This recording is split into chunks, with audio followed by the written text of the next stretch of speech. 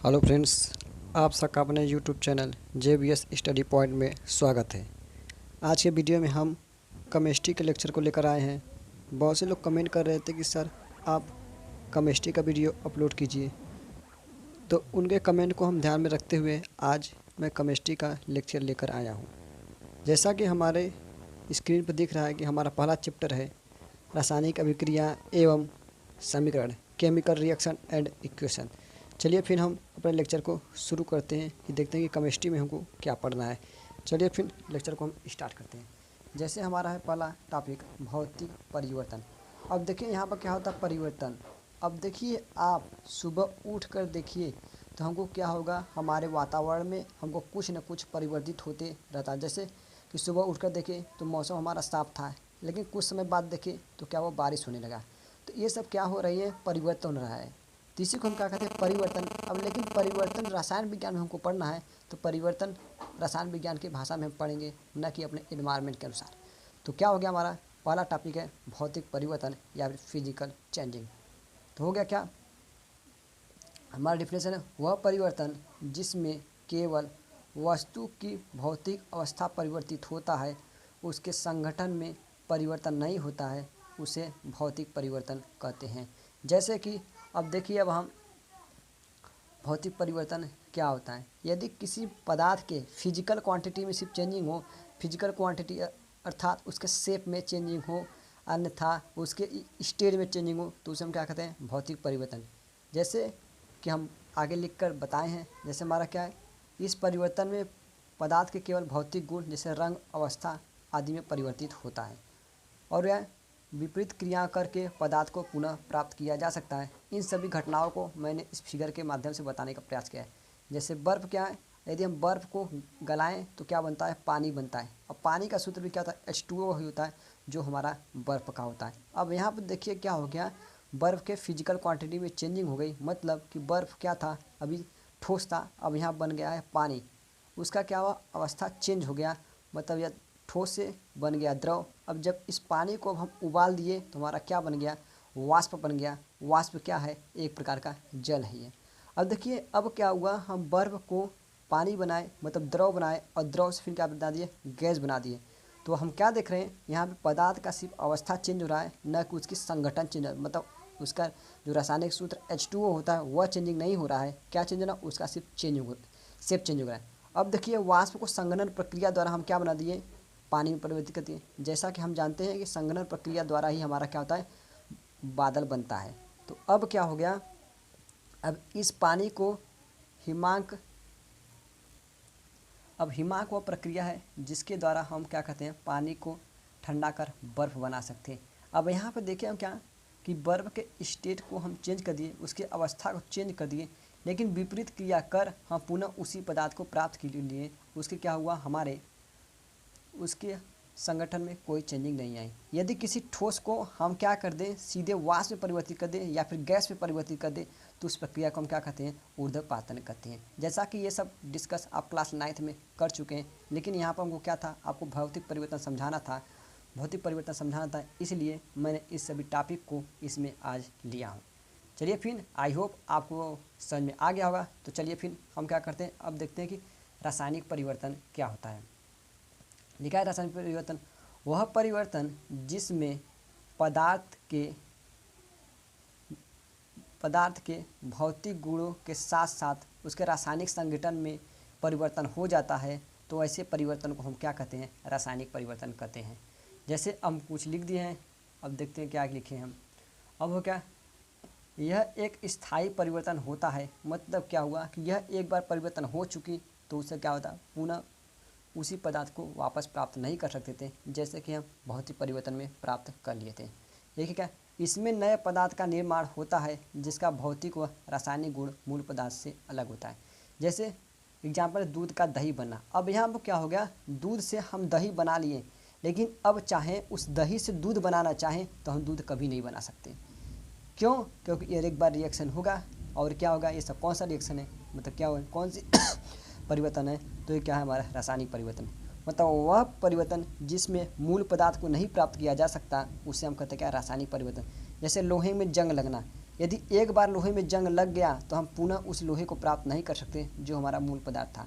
अब लिखेगा इत्यादि रासायनिक परिवर्तन के गुण हैं अथवा उदाहरण है। ये सब क्या है, रासायनिक परिवर्तन के हमारे क्या है, एग्जाम्पल है, जो कि हमारा रासायनिक परिवर्तन हो रहा है। कुछ रासायनिक परिवर्तन तो धीमे धीमे होती हैं, लेकिन कुछ रासायनिक परिवर्तन तेज़ी से होती हैं। जैसे लोहे में जंग लगना, अब लोहे में जंग लगना धीरे धीरे लगता है, लेकिन अभी क्या करें, हम कोई केमिकल रिएक्शन कराएं तो वो रिएक्शन बहुत तेज़ी से होती है।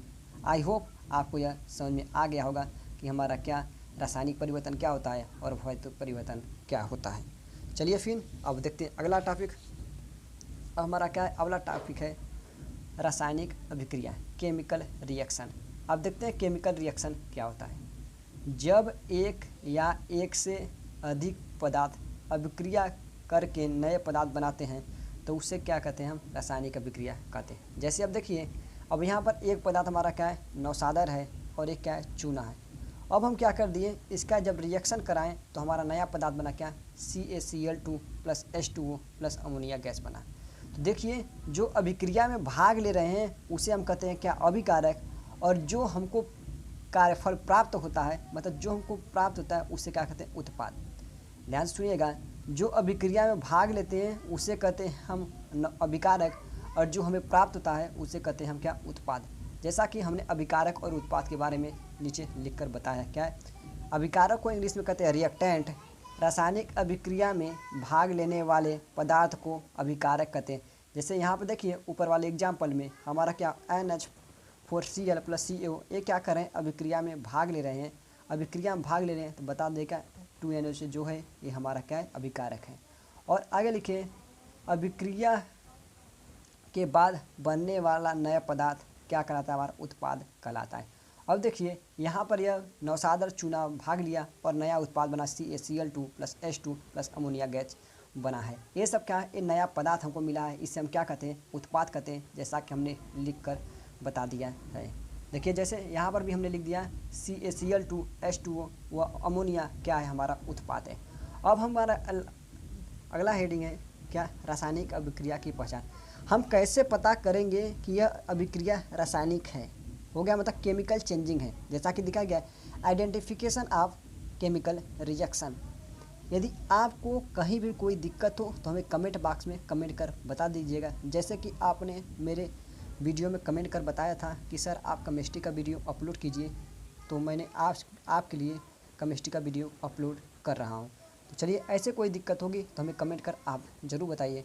चलिए, हमारा क्या हो गया, अब हमारा क्या हो गया कि अब हमको बताना है कि रासायनिक परिवर्तन हो रहा है या फिर रासायनिक प्रक्रिया है तो उसमें हमारे क्या क्या चेंजिंग आएगी। देखिए, यदि अवस्था हमारी चेंजिंग हो जा रही है तो क्या होगा, चेंज इन स्टेट, मतलब यदि हमारा स्टेट चेंज हो रहा है तो क्या आएगा, रासायनिक अभिक्रिया में आएगा। यदि हमारे क्या पदार्थ के टेम्परेचर में चेंजिंग हो रही है तो भी क्या होगा, हमारे रासायनिक अभिक्रिया में आएगा।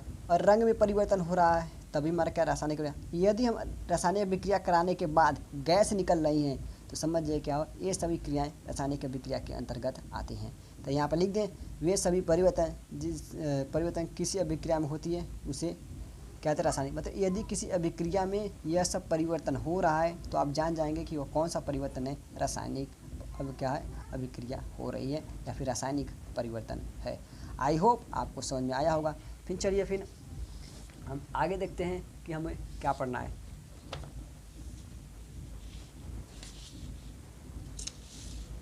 देखिए, अब बात हो गई रासायनिक समीकरण, केमिकल इक्वेशन क्या होता है। अब देखिए, मैथ में भी हम इक्वेशन पढ़ते हैं, लेकिन ओम इक्वेशन और ये इक्वेशन में बहुत ही अंतर है। अब देखिए क्या, केमिकल रिएक्शन, किसी रासायनिक अभिक्रिया में भाग लेने वाले अभिकारक व अभिक्रिया के फलस्वरूप प्राप्त उत्पाद को प्रतीकों व सूत्रों द्वारा प्रदर्शित करना क्या कहलाता है, हमारा रासायनिक समीकरण है। इसके कहने का मतलब है कि रासायनिक समीकरण में हम अभिकारक व उत्पाद को हम क्या करते हैं, उनके सूत्र व कुछ चिन्हों के द्वारा प्रदर्शित करते हैं। जैसे यहाँ पर लिख दिए, रासायनिक अभिक्रिया के पूर्व में मतलब बाईं तरफ हम लिखते हैं अभिकारक को, जबकि दाईं तरफ हम लिखते हैं उत्पाद को। देखिए यहाँ पर लिखते हैं, रासायनिक अभिक्रिया में पूर्व के पदार्थों को अभिकारक तथा अभिक्रिया के बाद के पद को हम क्या कहते हैं, उत्पाद कहते हैं, जैसा कि पहले वाले हम इक्वेशन में बता दिए। अब देखिए क्या, 2Na प्लस H2O, तो हमारा क्या है sodium hydroxide plus H2 gas बना है। तो ये क्या हो गया हमारा अभिकारक है जो कि हमारे बाईं तरफ लिखा है और उत्पाद को हम क्या लिखें दाईं तरफ लिखें। ये क्या हो गया हमारा रासायनिक समीकरण लिखने की तरीका है। हम सब रासायनिक समीकरण को इसी तरीके से लिखते हैं। आगे जब हम पढ़ेंगे उसे केमिकल रिएक्शन को क्या संतुलित करने के लिए आता है, मतलब बैलेंस करने के लिए आता है। ये सब क्रियाएं आपके बोर्ड एग्जाम के लिए बहुत ही इंपॉर्टेंट है। चलिए फिर हम देखते हैं अगला क्या है रासायनिक समीकरण लिखने की विधि।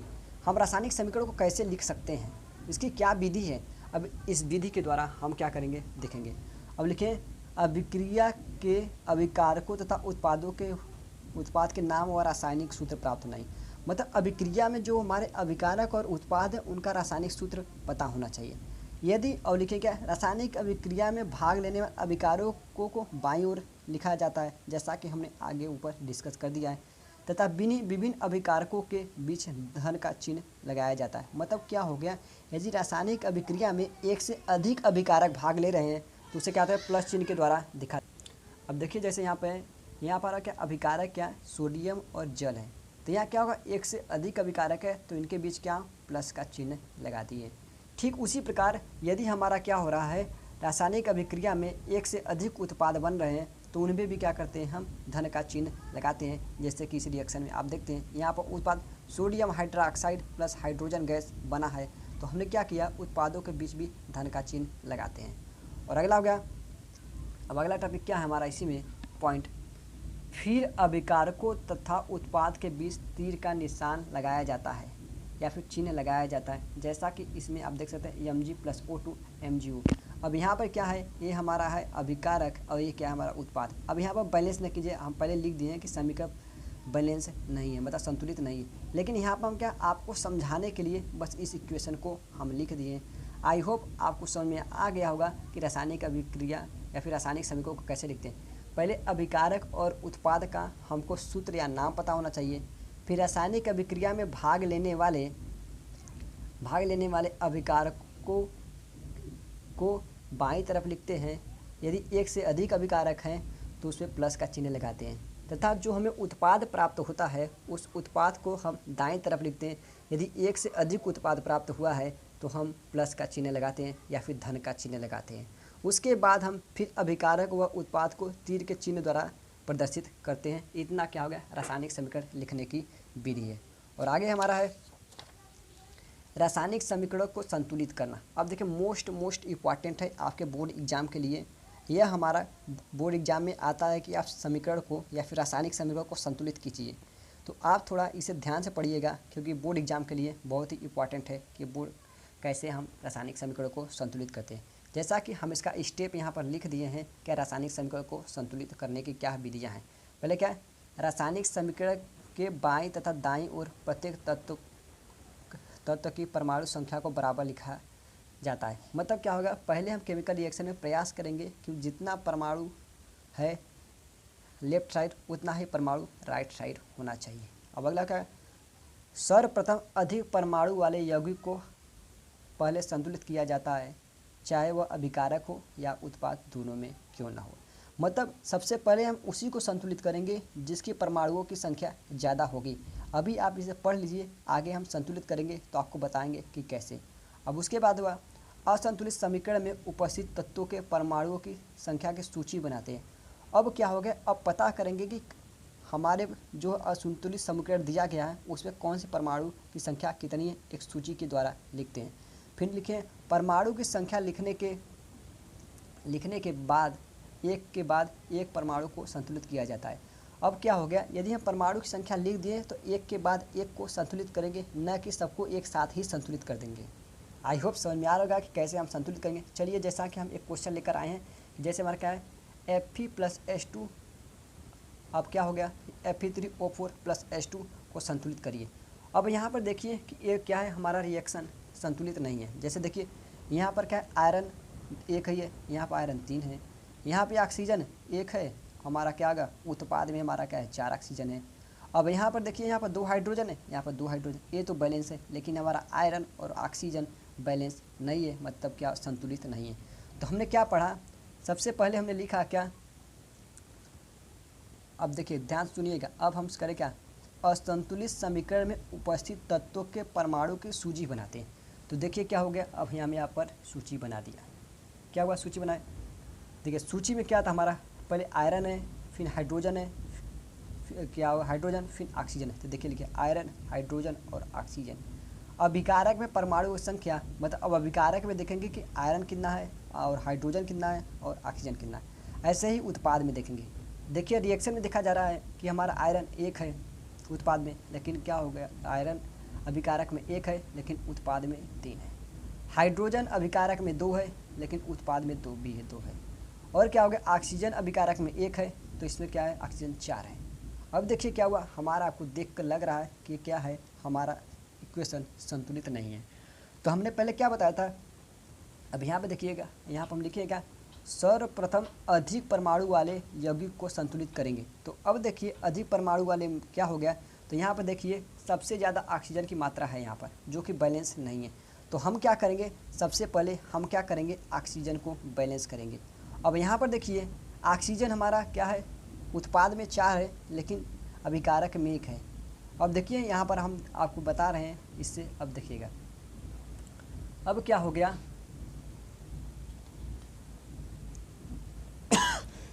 अब यहाँ पर ऑक्सीजन को हम संतुलित कर रहे हैं। क्यों कर रहे हैं, क्योंकि हमारे परमाणु में सबसे संख्या ज़्यादा ऑक्सीजन की है। अब यहाँ देखिए प्रारंभ में अभिकारक में 1 है लेकिन उत्पाद में 4 है। अब यदि अभिकारक में हम 4 से गुणा कर दें तो हमारा क्या होगा, अभिकारक में भी 4 ऑक्सीजन हो जाएगा और हाइड्रोजन में भी 4। अब देखिए यहाँ पर रिएक्शन कर दिया है तो क्या हुआ, Fe हो गया प्लस 4H2। अब देखिए यहाँ पर क्या हुआ, ऑक्सीजन 4 हो गया, अब यहाँ पर भी ऑक्सीजन 4 हो गया। अब लेकिन अब देख रहे हैं अब पर भी अभी इक्वेशन बैलेंस नहीं, यहाँ पर ऑक्सीजन हमारा क्या हो गया, बैलेंस हो गया। देखिए 4 ऑक्सीजन है, यहाँ पर भी 4 ऑक्सीजन है, लेकिन यहाँ पर देखिए आयरन 1 ही है, यहाँ पर आयरन 3 है। अब मतलब ये भी हमको बैलेंस नहीं हुआ। और हाइड्रोजन यहाँ पर 8 है अभिकारक में लेकिन उत्पाद में 2 ही है, तो मतलब हमारा समीकरण संतुलित नहीं हुआ है। अब हम क्या करेंगे, अब हम बैलेंस करेंगे हाइड्रोजन को। चलिए तो देखते हैं हाइड्रोजन को बैलेंस कर। अब हाइड्रोजन को हम बैलेंस करते हैं। तो अब देखिए हाइड्रोजन को बैलेंस करने जा रहे हैं, तो प्रारंभ में हाइड्रोजन का कितना है। अब देखिए हाइड्रोजन में इस इक्वेशन में देखिए हाइड्रोजन हमारा कितना, हाइड्रोजन हमारा है कितना, 4 है। और इसमें कितना है, अभिकारक में 4 है, उत्पाद में हमारा कितना है, उत्पाद में हमारा 2 है। तो यहाँ पर हमने क्या हुआ है, लिख दिया है प्रारंभ में अभिकारक में 8 है और उत्पाद में 2 है। अब यदि हम उत्पाद में 2 से गुणा करा देंगे तो कितना हो जाएगा, 8। हमारा हाइड्रोजन भी क्या होगा, बैलेंस हो जाएगा। देखिए जैसे यहाँ पर गुणा करा दिए हैं तो Fe प्लस 4H2O, ठीक है, Fe3O4 प्लस 4H2O। अब देखिए यहाँ पर हाइड्रोजन कितना हो गए, 8 हो गए, यहाँ पर देखिए 8 हो गए। ऑक्सीजन कितने हो गए, 4 हो गए, यहाँ पर भी ऑक्सीजन 4 हो गए। अब हमारा क्या हो गया, हमारा हाइड्रोजन भी बैलेंस हो गया। लेकिन अभी हम देख रहे हैं कि आयरन हमारा 1 ही है, यहाँ पर आयरन 3 है। तो अब हम क्या करेंगे, अब हम आयरन को बैलेंस करेंगे। मतलब क्या होगा कि अब आयरन को 3 लाएंगे कि अब 3 हमारा आयरन भी करना है। देखिए क्या, अब आयरन को संतुलित करना है तो लिखे प्रारंभ में आयरन अभिकारक में 1 है जबकि उत्पाद में 3 है। तो हमने क्या कर दिया, अभिकारक में 3 से गुणा कर दिया तो क्या होगा, 3 ठो हमारा अभिकारक में हो जाएगा और 3 आयरन हमारा किस में हो जाएगा, उत्पाद में। तो देखिए यहाँ पर आ गया जैसा 3Fe प्लस 4H2O और क्या Fe3O4 प्लस 4H2, जैसे यहाँ पर लिख दिया संतुलित समीकरण। अब यहाँ पर देखिए हमारा समीकरण संतुलित है कि नहीं, देखते हैं। 3Fe मतलब आयरन 3 है, हाँ देखिए यहाँ पर भी 3 है। ऑक्सीजन कितना है, 4 है, हाँ देखिए यहाँ पर भी 4 है।